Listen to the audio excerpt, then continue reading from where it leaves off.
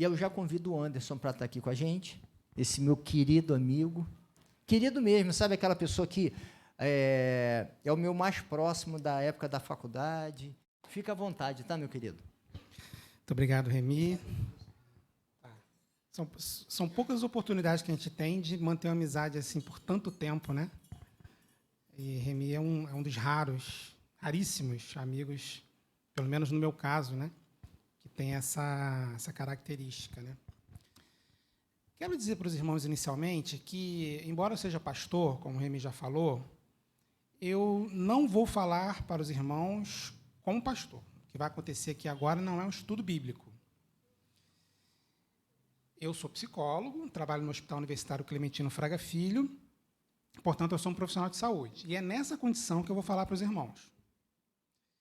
Não é o caso de alguém, eu, outra pessoa, se colocar como um homem exemplar que cuida completamente da sua saúde, porque isso não existe.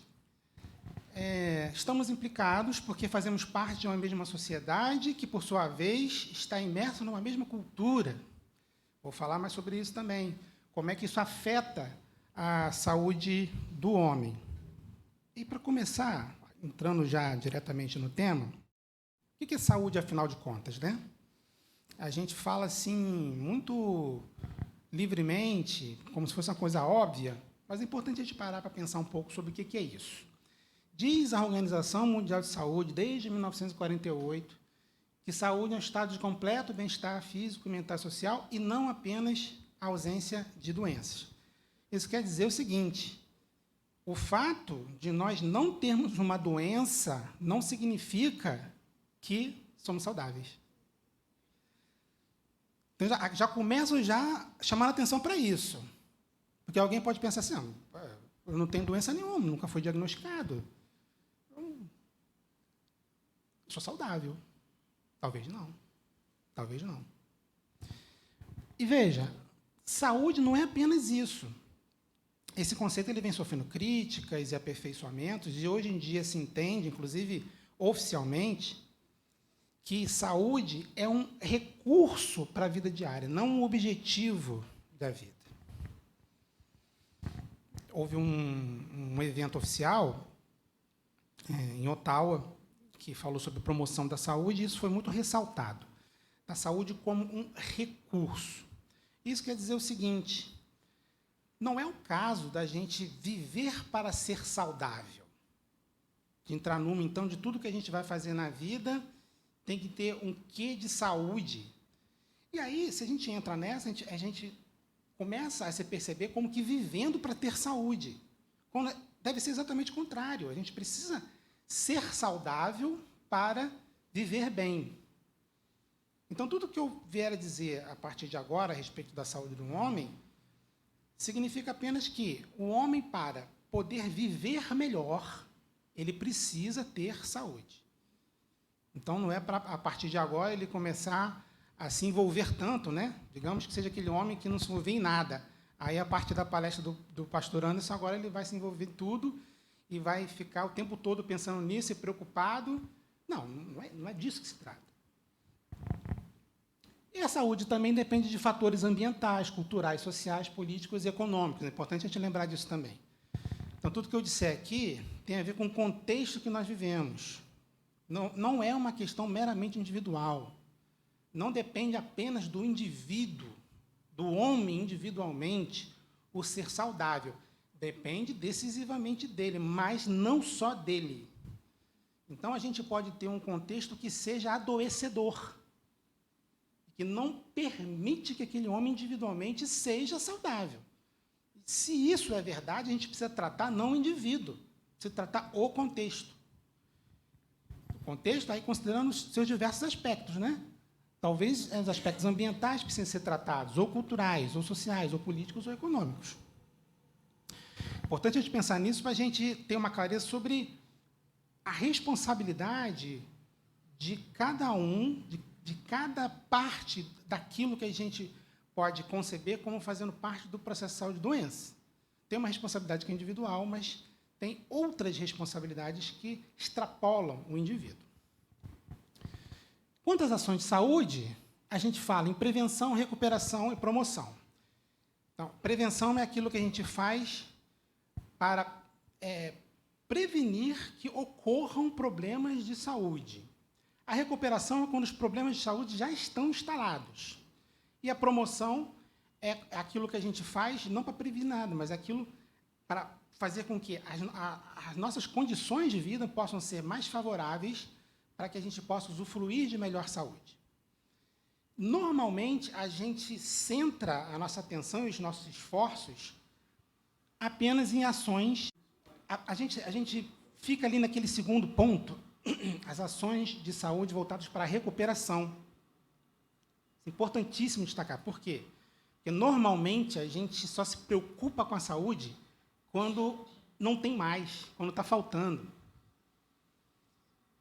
E aí, dá-lhe de fazer exame, dá-lhe de procurar médico. E, às vezes, não poucas vezes, os problemas de saúde não apenas estão instalados, como estão avançados. Infelizmente, em alguns casos, não dá mais para recuperar a saúde. O que dá para fazer é apenas manter uma qualidade de vida enquanto a pessoa ainda sobrevive. Parabenizo a igreja pela iniciativa de destacar o Novembro Azul, porque, se existe o Novembro Azul, é porque os homens normalmente não se interessam pela saúde. É preciso fazer uma campanha para que isso aconteça. Mas tem um assunto que move o homem a cuidar da sua saúde. Disfunção erétil. Potência. Porque isso traz um desespero no homem, né? Isso porque a potência sexual está muito ligada a uma noção de masculinidade. Nós vamos falar mais sobre isso depois. E à tarde espero que a gente fale mais profundamente ainda. O homem precisa ser potente. O homem que não é potente não é homem. Assim você pensa.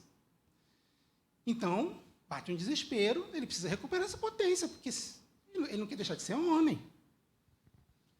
E aí já existe uma tecnologia para permitir a recuperação da potência sexual, né? Já estamos na 3ª geração de medicamentos contra a disfunção erétil, né? E vejam, ao falar sobre isso, eu não estou dizendo que não é um problema importante, tá? Os homens precisam realmente tratar disso. É um problema para eles, é um problema para seus parceiros sexuais, tem que tratar. O problema está em reduzir as preocupações com a sua saúde à disfunção erétil. Porque a saúde não é só saúde sexual, tem muito mais coisa. Não faltam receitas milagrosas, né? Porque nem sempre esses medicamentos, que já têm a sua eficácia comprovada contra a disfunção erétil, é usado corretamente, né? Então, esse desespero que eu me referi leva os homens a se automedicarem. Só que, assim, é preciso ver o caso a caso, né? Inclusive, existem certas contraindicações. Homens cardiopatas, por exemplo, devem usar medicamento para disfunção erétil com muito cuidado. De uma maneira geral, a automedicação já não é indicada, né? E, particularmente nesse caso, é preciso tomar cuidado. O desespero leva a isso, inclusive, leva a usar pseudomedicações preparados que são oferecidos como sendo eficazes. Digo isso já para alertar, porque há muitos interessados em vender produtos que não são eficazes, né? Explorando o desespero masculino. Vídeos que circulam por aí, vocês vão ver. Todo um aparente embasamento científico, ninguém vai vender assim, sem ter um discurso pronto, persuasivo. Mas, quando a gente vai ver a base científica real disso, quando a gente vai às fontes acadêmicas, a gente não encontra embasamento suficiente para aceitar esse tipo de produto. Então, já fica um alerta aqui, tomem cuidado. Por que tem uma campanha, Novembro Azul, para falar de saúde do homem? Se os homens se interessam pouco, se preocupam pouco com a própria saúde, o resultado não poderia ser outro. Homens adoecem e morrem mais do que mulheres. E aí eu pergunto para vocês, Quem é o sexo forte? Né? Quer dizer, não se fala que o homem é o sexo forte, se fala que a mulher é o sexo frágil, né? Mas se é o frágil, né? Em comparação com o homem, então o homem é o sexo forte. Mas é mesmo? Não é o que dizem as estatísticas. Porque essa força ela é frequentemente confundida com força muscular. E até isso é questionável. Realmente, o homem, do ponto de vista muscular, ele tem um hormônio chamado testosterona, que facilita o desenvolvimento do sistema muscular. Mas isso é relativo. Porque até o homem que não cuida do seu sistema muscular, ele pode ter um sistema muscular menos desenvolvido do que a mulher que cuida. Né? Vide as atletas, né? Se a gente for comparar, vamos nos comparar com mulheres atletas, né? Podemos estar em déficit, do ponto de vista muscular mesmo. Então, vejam, são evidências, a minha fonte, a partir de agora, vai ser o Ministério da Saúde. O que diz? Que, apesar do aumento da expectativa de vida entre 2000 e 2018, os homens ainda vivem 7,1 anos a menos que as mulheres. Pouca coisa, não. Né? Então, a mulher está casadinha com o seu marido aí e tal, tem mais probabilidade de ficar viúva, né? A verdade é essa. Os homens morrem mais do que as mulheres, na maioria das causas de óbitos, em todas as faixas etárias, até 80 anos. Aí eu quero chamar a atenção dos jovens, né? Porque parece assim que isso aqui que está acontecendo agora é um papo para velho, né? Quem já está começando a ter aí seus problemas, né? Os cabelos brancos, calvície. Eu não. Esse eu não, aliás, é muito masculino, né? A gente vai ver daqui a pouco. Esse eu não é comigo, começa muito cedo. Então, homens jovens, isso é para vocês também, porque vocês estão morrendo, os homens jovens estão morrendo mais que as mulheres jovens. 68% das mortes de 20 e 59 anos são em homens. A cada 5 pessoas que morrem, entre 20 e 30, olha aí os homens jovens, entre 20 e 30, 4 são homens. O risco de homens morrerem por doenças crônicas não transmissíveis, principalmente por doenças cardiovasculares e doenças respiratórias crônicas, é de 40% a 50% maior em relação às mulheres. Homens cuidam menos da saúde, mais de 1/3 da amostra de homens não iria ao médico imediatamente, mesmo sentindo dores fortes no peito. Essa pesquisa que foi feita nos Estados Unidos, com 34%. 2 sinais possíveis de infarto do miocárdio. Então, vejam, se mesmo não sentindo nada, não vai ao médico, a gente pensa, bom, quando sentir alguma coisa, vai. Mas não vai. Nem quando sente. Das mulheres, 55% haviam feito algum exame para câncer no ano anterior. Dos homens, apenas 32% haviam feito. Aqui a gente tem que pensar, né? Existe toda uma tradição, inclusive em termos de política de saúde pública, que valoriza mais a saúde da mulher do que a do homem. Novembro Azul é uma coisa bem recente. Até outro dia não existia. Agora, mulher, campanha contra o câncer de mama, câncer de útero, né? A mulher ela é instada desde muito cedo a procurar um médico, em parte por causa da sua fisiologia. Aí tem, por exemplo, a tradição de fazer o pré-natal. A menina, quando dá sua menarca, é levada pela sua mãe, a ginecologista, pela primeira vez. O homem não tem essa experiência.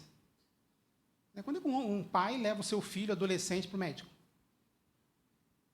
Se tiver um problema de saúde, por causa da sua fisiologia, não vai levar.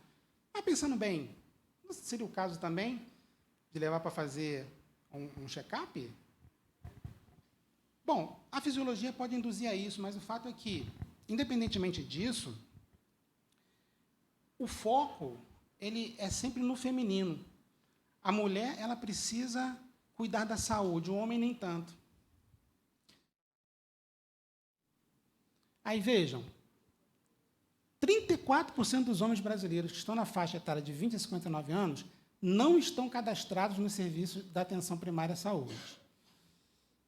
Então, quando a gente vai, e é interessante, que a gente pode não ter acesso a uma estatística oficial como essa, mas se a gente vai a uma clínica da família, né, os irmãos aqui devem ter tido essa experiência, quando chegam lá, qual o gênero, qual o sexo que encontra presente lá? Quase a maioria mulheres, né? E muitas dessas mulheres acompanham seus filhos, né? Tem um detalhe importante também, né? Quem leva as crianças e adolescentes ao médico não é o homem, é a mulher. Então, sequer cadastrados estão. Porque também poderiam estar cadastrados e não ir, né? Mas nem se dão o trabalho de se cadastrar.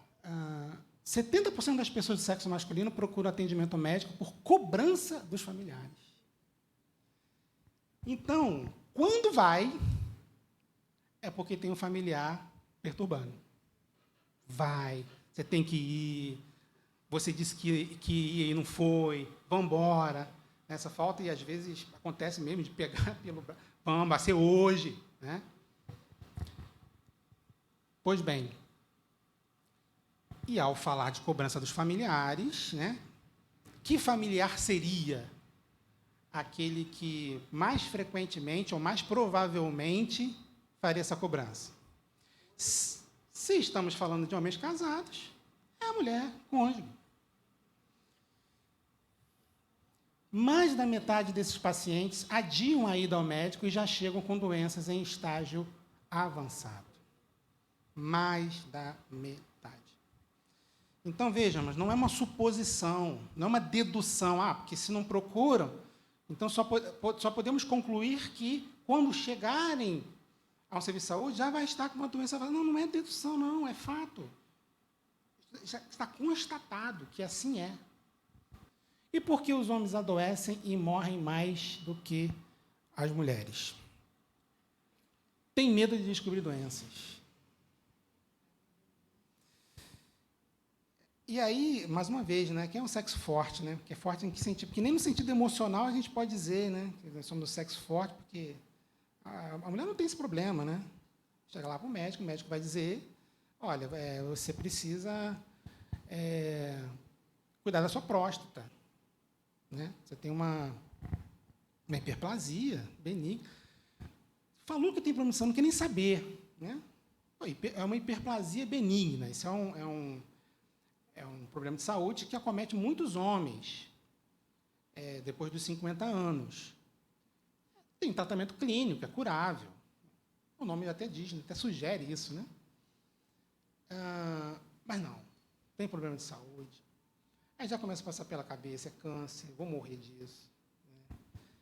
Né? Não vou ser mais a mesma pessoa que eu era antes, vou ficar dependente. Essas fantasias, elas são muito mais frequentes na cabeça do homem do que das mulheres. E acabam fazendo com que eles sequer procurem um serviço de saúde. Quando procuram, e quando já têm um problema de saúde diagnosticado, não seguem os tratamentos recomendados. Quer dizer, tem uma tendência a ser independente, no pior sentido da palavra, né? De achar que aquilo que o médico diz que precisa ser feito, talvez não seja bem assim. Se deixar de fazer uma coisa ou outra, se seguir 50% da prescrição, já está bom. E aí, o que acontece é que existe uma adesão insuficiente que não só não resolve aquele problema de saúde presente, como pode levar a outros problemas de saúde. Por exemplo, medicamentos que não são tomados corretamente. O fato de parar de tomar uma medicação subitamente, sem orientação médica, pode levar a outros problemas de saúde. Isso vale muito para psicotrópicos, por exemplo. Mas aí acho que não. Acho que está valendo. Acreditam que nunca vão adoecer. Então, isso ainda está na ordem da fantasia, né? Mas só que isso tem a ver com esse senso de masculinidade, que um homem acredita que ele é, ou que ele não é. Os homens são idiotas?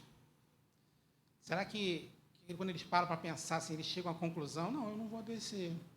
Realmente não se trata disso. É emocional, não é racional. É uma crença irracional, mas que está profundamente arraigada.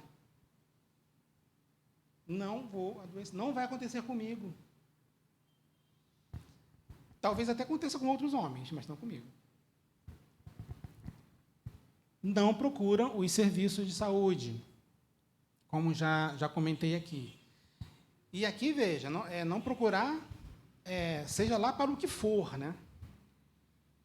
Não estão presentes. E aqui eu ressalto, né, o que a gente vai falar. Se chega num hospital e se encontra homens, pode ter certeza que aqueles homens ali já estão com problemas de saúde de longa data, já estão com complicações. E eu falo isso por experiência própria, não própria no sentido de ser doente, mas própria no sentido de ser um profissional de saúde que lida com homens doentes, né? Então, a gente encontra muito mais homens prejudicados, com problemas de saúde avançados e menos tratáveis do que mulheres. E estão mais envolvidos em situações de violência, tanto como quem violenta, como quem é violentado. Mas, em todo caso, os homens estão sempre tendentes, na nossa sociedade, a se envolverem em situações de violência, e isso inclui violência no trânsito também. Muitas vezes a gente não pensa nas mortes, nas lesões que acontecem no trânsito como violência, mas é violência. Eu dirigir de uma maneira ilegal, dirigir movido por um impulso de correr mais, de ultrapassar, isso acaba gerando uma violência, né? Toda vez que a gente ultrapassa um limite do outro, a gente está sendo violento, seja que contexto for, né? Outra, não se alimentam adequadamente. Então, estão sempre precisando que alguém possa estar ali do lado e dizer, olha, não coma isso, ou coma aquilo, né? Isso inclui também o beber, e, particularmente, beber bebida alcoólica. Aí a gente vê que os homens eles são mais abusadores de bebida alcoólica do que mulheres, que me leva àquele último item ali do slide, né, já antecipando. Também estão mais expostos ao risco de contrair infecções sexualmente transmissíveis e AIDS. E, mais uma vez, isso tem a ver com um comportamento impulsivo da parte dos homens, e com essa crença de que não vai adoecer, né? Então, partem para relações sexuais sem a devida proteção, primeiro porque muitos têm dificuldade de conter esse impulso de uma satisfação imediata e querem aproveitar a oportunidade que ocorre para satisfazer esse desejo. E, segundo, sem proteção, porque, no fundo, não acredita que vai contrair uma infecção sexualmente transmissível naquela ocasião. Estão também mais expostos a acidentes de trabalho, e aí a gente também precisa considerar esse aspecto da masculinidade, que tem a ver com a competitividade. Eu vou falar um pouco melhor sobre isso depois, do querer fazer mais, do querer fazer melhor, não porque seja de fato necessário, mas por uma questão de amor próprio, no sentido assim, de querer mostrar que é superior, né? Isso leva a comportamentos inadequados no contexto de trabalho, em que acaba se expondo ao risco desnecessariamente. Então, praticam atividade física com regularidade. Ou seja, embora o homem ele tenha um interesse maior, e normalmente ele esteja até mais associado à atividade física, né? Tem mais interesse por esporte, de maneira geral, isso não se traduz em hábitos saudáveis em termos de atividade física. Pode passar. Então, esse aqui é um ponto-chave dessa palestra. Então, nós já vimos o problema. Agora vamos pensar um pouco sobre a causa. O que leva a esse problema? Esse conjunto de problemas. O problema está no gênero, não no sexo. O problema está no gênero, não no sexo. Ah, mas não é tudo a mesma coisa? Não, não é tudo a mesma coisa. Prestem bem atenção no que eu vou falar aqui.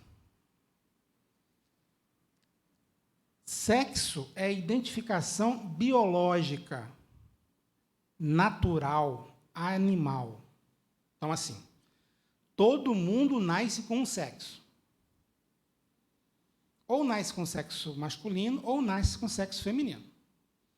Isso está determinado nos nossos cromossomos. Então, se o cromossomo é X, X é mulher, XY é homem. Ponto final. Quanto a isso, não tem conversa. Já o gênero é a identificação cultural, histórica, humana. Ou seja, é como este indivíduo do sexo masculino ou do sexo feminino, como ele se entende como homem ou como mulher. E como ele é entendido também. Em outras palavras, é o que é ser homem e o que é ser mulher. Isso não está nos cromossomos. A gente não nasce com isso definido. A gente vem ao mundo e, no mundo, a gente é definido. O mundo vai nos dizer o que é ser homem e o que é ser mulher. Consequentemente, como nós devemos nos comportar para ser homem e para ser mulher. E isso tem tudo a ver com saúde. Se saúde tem a ver com comportamento, e se o comportamento masculino não é um comportamento favorável para a saúde, ora, então a gente precisa pensar no que é ser homem na nossa sociedade. E o que este ser homem nos afeta, homens, em termos de saúde? Vejam, sendo assim, o sexo é imutável, mas o gênero é mutável. O gênero é mutável. E isso é só a gente ver a história, né? E a gente não precisa nem voltar tanto tempo atrás. Se a gente parar para pensar no que era ser homem, o que era ser mulher há 30 anos atrás, vamos dizer, final do século XX, já era uma coisa bem diferente de hoje. Se a gente voltar um pouco mais no tempo, até a década de 60, mais ainda. Então, se a gente levar isso em consideração, a gente vai ter que admitir que a gente precisa repensar o que é ser homem. Que não basta só a gente começar a se preocupar com a saúde. A gente, quando eu digo a gente, agora, a gente homem, precisa se preocupar também com a nossa própria masculinidade. Como que isso está nos adoecendo e adoecendo os outros. Vejam, a gente está acostumado a pensar que algumas ideias que são transmitidas sem muita crítica, e a gente vai tomando isso como verdade, né? Quem aqui nunca ouviu falar que o homem, ele sempre foi o responsável pela provisão do lar, porque lá atrás, desde os primórdios, ele era o caçador. Muitos vão usar a Bíblia para justificar certa masculinidade, para dizer o que é ser homem e o que é ser mulher. Mas nem precisa usar a Bíblia, porque o senso comum já aponta. eu estava falando antes. O homem é o caçador. Então, ele sempre saiu de casa para caçar e levar provisão para sua família. É o instinto dele. Não é o instinto dele ficar em casa. Cuidar das pessoas. Cuidar dos filhos. O instinto dele é sair. E quem pensa isso não está nem pensando em Bíblia nem nada, está pensando nos homens das cavernas, né? Nos primórdios da humanidade já era assim. Continua sendo. Não é normal o homem ficar em casa. Cuidar das pessoas.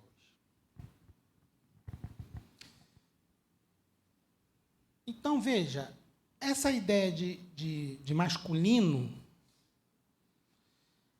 está ligado à ideia de força e de poder. Diz que o homem é tido como sexo forte. Ele é o caçador, ele tem que ser forte. Para cuidar das pessoas, nem tanto, né? Essa é a ideia.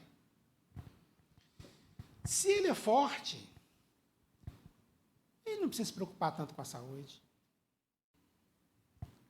Não por acaso o tema do Enem desse ano foi esse, né? Desafios para o enfrentamento da invisibilidade do trabalho de cuidado realizado pela mulher no Brasil. Duas coisas chamam a atenção: invisibilidade e outra cuidado, né? Para o que estamos falando agora. Invisibilidade porque esse trabalho que a mulher realiza em casa, muitas vezes, na maioria das vezes em casa, não é visto, no sentido de não ser valorizado. Mas não é só em casa. E aí eu chamo a atenção para o outro termo, cuidado.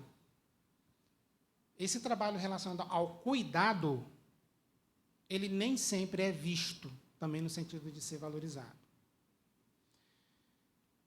Como se fosse um trabalho inferior.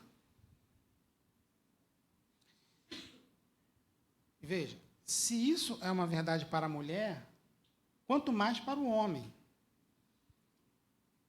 O homem não pode ficar numa posição de invisibilidade numa sociedade em que o homem é colocado numa posição hierárquica superior. E olha, nós estamos no século XXI, até hoje, em todas as áreas profissionais, em todos os níveis de escolaridade, a mulher tem um salário inferior que o homem. E isso para profissões que têm uma visibilidade, quanto menos quando não tem. E ao falar sobre cuidados da própria saúde, a gente está falando sobre cuidados que não aparecem, são coisas do dia a dia, da vida privada.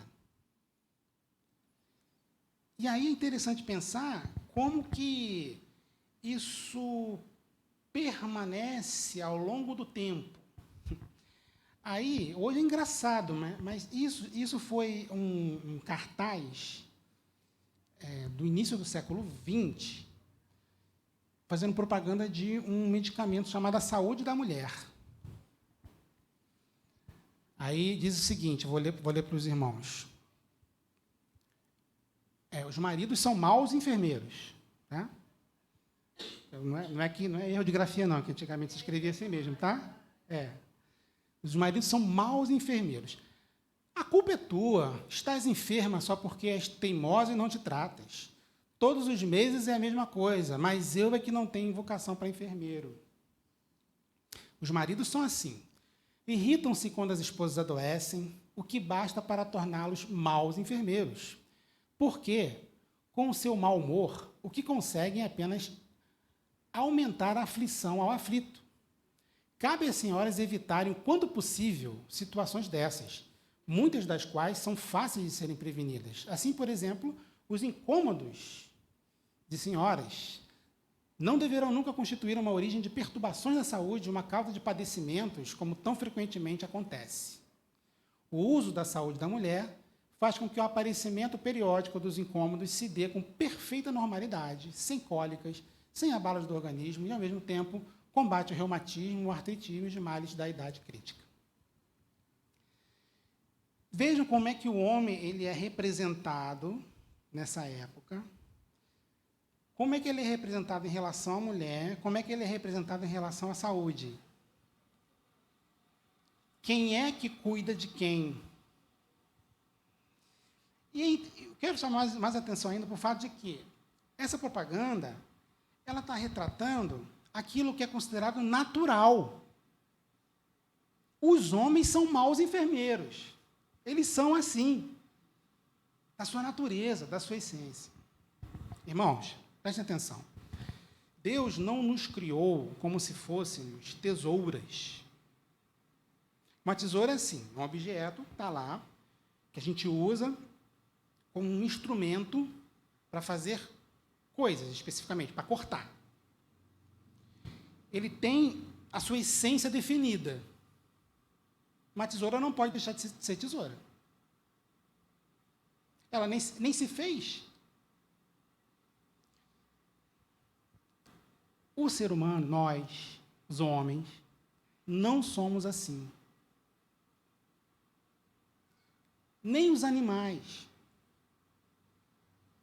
Por exemplo, uma aranha, não sei quantos aqui já observaram, uma aranha de uma determinada espécie, ela faz a teia de aranha sempre no mesmo padrão. Sempre no mesmo padrão. O ser humano não é assim. O ser humano, ele não faz as coisas sempre do mesmo jeito. Ele pode fazer, e muitas vezes faz. Mas não é da sua natureza. É da sua natureza, por assim dizer, não ter natureza. Quero dizer o seguinte, enquanto ele existe, ele se faz. A gente, teologicamente, utiliza o termo livre-arbítrio, que pode se aplicar bem a isso. A gente faz escolhas. E à medida que a gente vai fazendo escolhas na vida, a gente vai se fazendo. Vamos pensar em termos de espécie. A espécie ser humano. Ela é assim. O ser humano não está pronto. Porque existe uma segunda natureza, por assim dizer, que se chama cultura. Cultura. Então, o ser humano, vamos considerar o ser humano como sendo um animal, né, pertencente ao reino animal, junto com os outros, é muito diferente dos outros. Porque a gente não vive só na natureza, a gente vive na cultura. Uma coisa que o próprio ser humano fez para ele viver dentro e para viver de acordo com ela. E é na cultura que surge o homem. Não é na natureza que surge o homem. Na natureza surge o indivíduo do sexo masculino. Na cultura surge o homem, o que é ser homem, ou o que não é ser homem. Então, vejam, dentro daquilo que se construiu historicamente sobre o que é ser homem e o que é ser mulher, o que está estabelecido? Mulheres cuidam, homens são cuidados. Não por acaso, quando nós falamos em quem gerencia uma casa, nós não falamos donos de casa. Você pergunta para o homem, o que você faz? Qual é a sua ocupação? Eu sou dono de casa. Já ouviram alguém responder essa pergunta desse jeito? Existem donos de casa. Mas ninguém se identifica dessa forma, né? Se for fazer lá uma ficha de identificação qualquer, qual é a sua profissão? Qual é a sua ocupação? Eu sou dono de casa. Ele vai dizer que ele é desempregado, ele tem uma profissão qualquer, ele está desempregado, e aí, por estar desempregado, ele está sendo dono de casa, enquanto talvez a mulher, se ele for casado, está trabalhando e colocando dinheiro dentro de casa. Mas ele não é dono de casa. Né? Ele está. A mulher não. É muito natural a mulher ser dona de casa. Mas não só, em outras carreiras remuneradas e que têm certa visibilidade. Professoras de ensino fundamental, né? As chamadas tias, tantas vezes. Qual o problema? Por que homens não podem ser professores de ensino fundamental? Não é por acaso, porque, veja, também é uma função de cuidado, e mais especificamente, de cuidado para com crianças. Da mesma forma, enfermeiros e técnicos de enfermagem. Embora isso esteja mudando, a gente ainda vê uma prevalência muito grande do sexo feminino nessa função. Tanto que quando a gente vê uma lista de profissões, às vezes a gente precisa preencher algum formulário, e aí vem uma lista, né? É só a gente assinalar qual é que tem a ver com a gente. Não vem no masculino. Não vem enfermeiro, vem enfermeira. Aliás, isso vale também para psicólogo. Já vi várias vezes, né? Porque na nossa profissão também prevalecem as mulheres.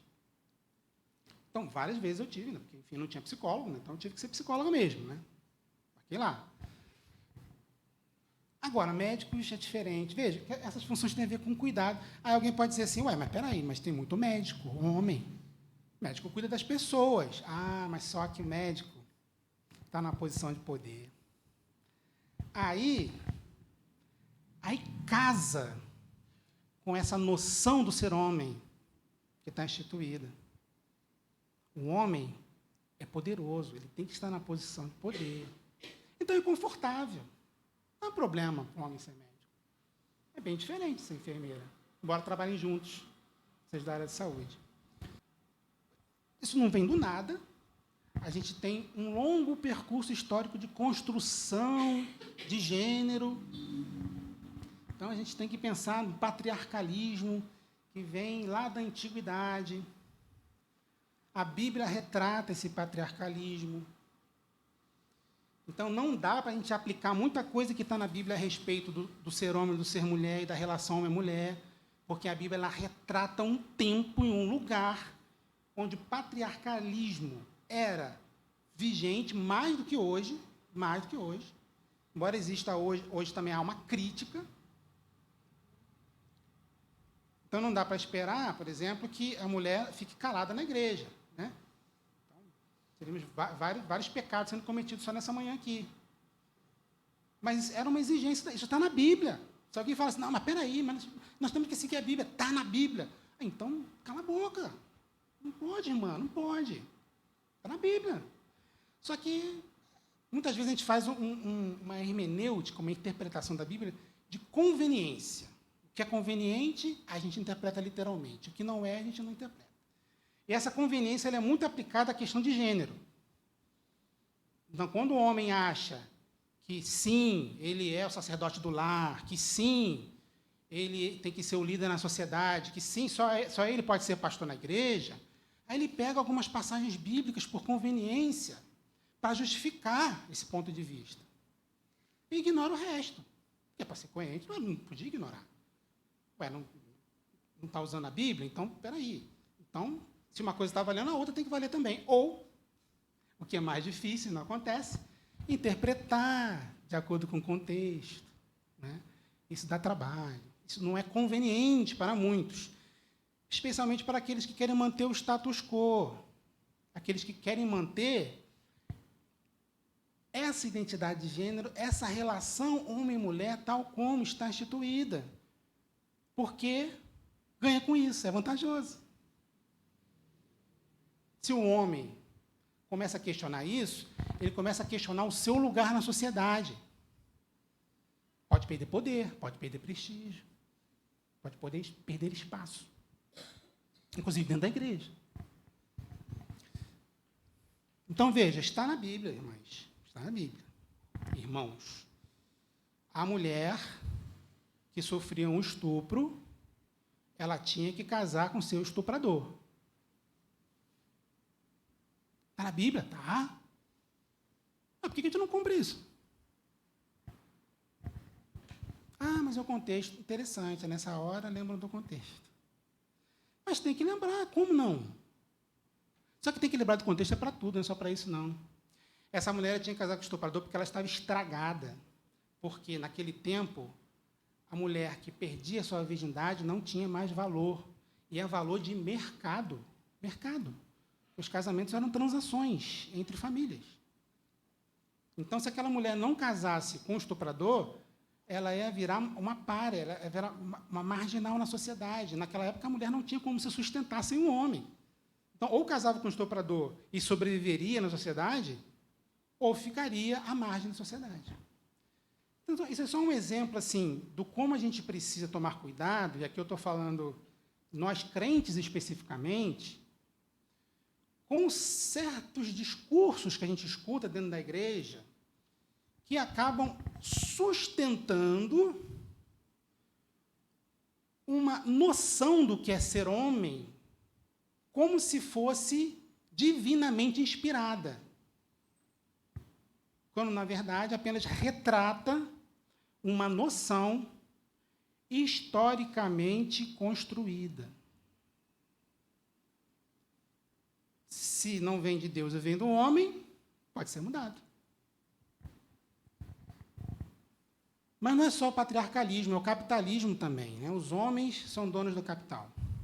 Então, quando surge o capitalismo, quem já detinha o poder continua detendo o poder com relação ao capital. E isso vale até hoje. E isso faz com que se reforce ainda mais essa ideia de que o homem ele é poderoso, forte, vencedor e vulnerável. Porque, veja, o homem, dentro do sistema capitalista, ele precisa ter essas características. Senão ele não enriquece. E é o homem. Quando a mulher entra nesse sistema, ela precisa se masculinizar. Senão ela não consegue competir em igualdade de condições. Pois bem, com tudo isso, a relação com o próprio corpo do homem é despreocupada, é ignorante e descuidada. Não precisa se preocupar, aparentemente, não precisa saber, aparentemente, e não precisa se cuidar, aparentemente. Do que os homens adoecem no Brasil? Vejam, em primeiro lugar, causas externas, sobretudo traumatismo craniano, que tem a ver com o envolvimento do homem com situações de violência que eu falei lá atrás. Segundo, doenças digestivas, a maioria hérnia inguinal. Ninguém vai morrer de hérnia inguinal, né? Mas quem tem ou já teve sabe como isso incomoda. Em terceiro lugar, doenças cardiovasculares, principalmente infarto. Aí sim. Já é uma coisa que preocupa mais em termos de risco de morte. Em quarto lugar, infecções decorrentes do HIV. E, em quinto, a maioria das doenças respiratórias, pneumonia. E do que os homens morrem no Brasil? A primeira causa é a mesma causa pela qual adoecem, as causas externas, a maioria por meio de armas, de entre 20 e 29 anos. Tem esse detalhe também com relação à faixa etária, né? No caso, os homens mais jovens. A segunda maior causa de morte são doenças cardiovasculares, sobretudo infarto. Aí já pega uma faixa etária mais avançada, na meia-idade. A terceira maior causa são tumores, maioria dos brônquios e pulmões, meia-idade também. E quarta causa, a cirrose alcoólica, também na meia-idade. Existe um tipo de personalidade que se fala em psicologia da saúde, embora não tenha sido um psicólogo quem primeiro descobriu esse tipo de personalidade. Foi um cardiologista. Vejam bem, por que um cardiologista foi descobrir esse tipo de personalidade? Porque ele, na experiência clínica dele, ele percebeu que homens com determinado tipo de personalidade adoeciam mais, tinham mais doenças de coração e morriam mais por causa disso do que outros.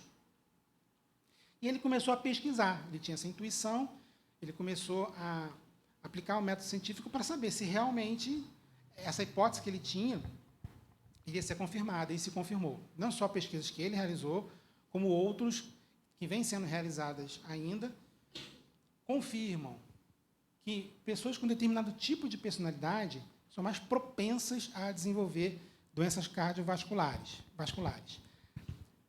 Ficou conhecido como personalidade tipo A, que tem como características a hostilidade, a competitividade e a pressa.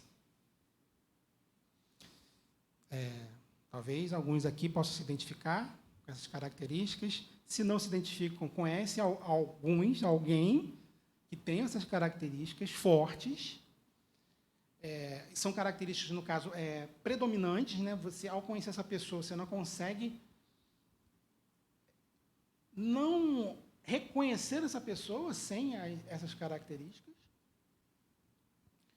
E vejam, também são características da masculinidade moderna que temos, que tem a ver com o patriarcalismo e, mais a ver ainda, com o capitalismo. Um homem no sistema capitalista, ele precisa produzir cada vez mais. Ele precisa estar à frente dos outros. Ele precisa usar da sua capacidade de combater. Isso faz com que ele se torne hostil, muitas vezes. Ele precisa competir, sem dúvida nenhuma. E ele precisa ter pressa. Então, vejam, a gente está falando aqui do que é ser homem, a gente não pode distinguir esse ser homem do contexto em que ele se encontra. E esse contexto ele é capitalista. Esse tipo de personalidade que surgiu no nosso tempo, vejam que a gente está falando de pesquisa dos anos 50 e 70, são características do homem moderno. Daí a gente pode concluir uma coisa. O ser homem moderno é adoecedor. Que cuidado de saúde os homens deveriam ter, então?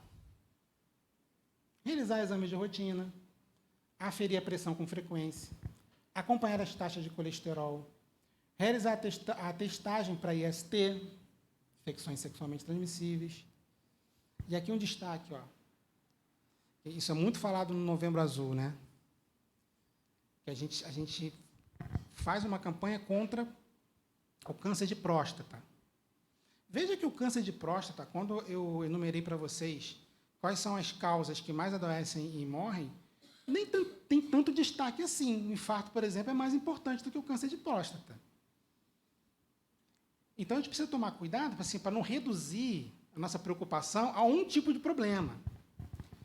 Mas, quando a gente fala de câncer de próstata, porque, sim, só o homem que pode ter câncer de próstata, né? Então, nesse sentido, justifica.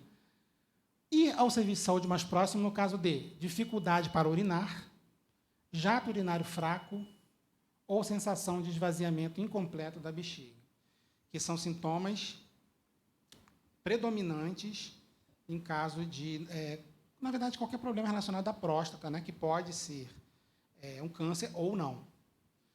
Então, tem essas características, é preciso ir ao serviço de saúde. Normalmente, o homem não vai. Que outros cuidados de saúde os homens deveriam ter? Alimentar-se melhor e beber menos, deixar de ser atleta de fim de semana. E, assim, as duas coisas que estão juntas, né? O homem costuma, no final de semana, beber e ser atleta de fim de semana. Né? Ele vai fazer aquilo que ele não faz nos dias normais, úteis de trabalho. Duas coisas que não deveria fazer. Não beber em si, mas é a quantidade, né? Porque como não bebe nos outros dias de semana, aí vai beber demais no final de semana, para compensar. E só vai praticar um esporte ou fazer uma atividade física no final de semana também. Isso, além de não resolver o problema, pode também trazer outros problemas de saúde. Evitar brigas e discussões, né, que eu já falei aqui, né, da tendência ao homem à agressividade. Né? Ressalto que até tem um componente fisiológico, e aí sim, a testosterona, já comprovadamente, é um hormônio que faz com que os homens fiquem mais propensos à agressividade. Mas não significa que eles não possam ser de outro modo. Né? Isso não serve de desculpa. Então é da minha essência masculina ser agressivo porque eu tenho testosterona? Não, absolutamente. Trabalhar e dirigir com mais cuidado. Conversar sobre seus problemas pessoais. Se conversar está em destaque ali, porque se tem uma coisa que o homem não faz, é conversar sobre seus problemas pessoais. A gente conversa sobre tudo. E isso é muito interessante. Né? Se a gente está num ambiente social assim, podem reparar. Aí tem mulheres conversando de um lado, homens conversando do outro lado. Se você parar para prestar atenção assim no que estão conversando, as mulheres estão falando sobre suas vidas pessoais. Estão falando sobre casamento, estão falando sobre filho. E os homens estão conversando sobre futebol, sobre política, sobre coisas impessoais, coisas assim, gerais. Não estão falando de si, coisas que envolvam os seus sentimentos, suas intimidades. Isso é muito incômodo para os homens. Só que não falar sobre isso é não falar também sobre seus problemas de saúde. E o problema é que, ao não falar, a pessoa ela não dá a chance de ser ajudada. O outro poderia, talvez alguém que esteja passando pelo mesmo tipo de problema, dar um conselho útil sobre aquilo. Mas ele nem se dá essa oportunidade. E aí, eu já estou caminhando para o final, eu quero destacar aqui essa bênção chamada SUS, irmãos. Eu faço questão de fazer isso, sempre que eu tenho oportunidade, porque o SUS é muito mal falado injustamente. O SUS é uma das maiores conquistas da sociedade brasileira. O SUS é um modelo para o mundo. Ah, mas atende mal. Todo mundo aqui pode contar uma experiência ruim que teve de atendimento no SUS. Sim, mas isso não é um problema do sistema em si. Isso é um problema da falta de recursos, da falta do devido investimento, da falta do cumprimento da lei para que esse sistema possa funcionar bem. Então, não vamos falar mal do SUS, vamos olhar o SUS como sendo uma bênção e poder extrair dele aquilo que ele tem de bom. A gente, por preconceito, muitas vezes deixa de procurar serviços de saúde públicos, achando que não vai ser bem atendido. Eu quero falar dos homens particularmente. Ah, vou fazer o quê lá naquela quinta família? Aí sempre lembra de um caso ruim, né? Ah, porque fulano foi lá e aconteceu isso e aquilo, não adiantou nada. Mas e os casos bons, né? E aí, no SUS, né, existe a implementação do PNAES. PNAES é a Política Nacional de Atenção Integral à Saúde do Homem, que é o único Brasil, o único país da América Latina com esse tipo de política. E lá, você pode ter um acesso a acolhimento, pode ter orientação a ações voltadas para a saúde sexual e reprodutiva. São tratadas questões relacionadas à paternidade e cuidado, as doenças prevalentes na população masculina, prevenção de violências e acidentes. E, para além do Novembro Azul, há coisas que muita gente não sabe que acontecem, que é a realização das consultas de pré-natal do parceiro. Historicamente, é sempre a mulher que tem que fazer o pré-natal. E o parceiro, quando muito, ele é informado sobre o que aconteceu. Mas o SUS ele já promove, já é possível que o homem faça também o seu preventivo, porque, afinal de contas, ele vai estar lá como pai. Ele também precisa ter saúde para cuidar daquele bebê junto com a mulher. E outra, o agosto.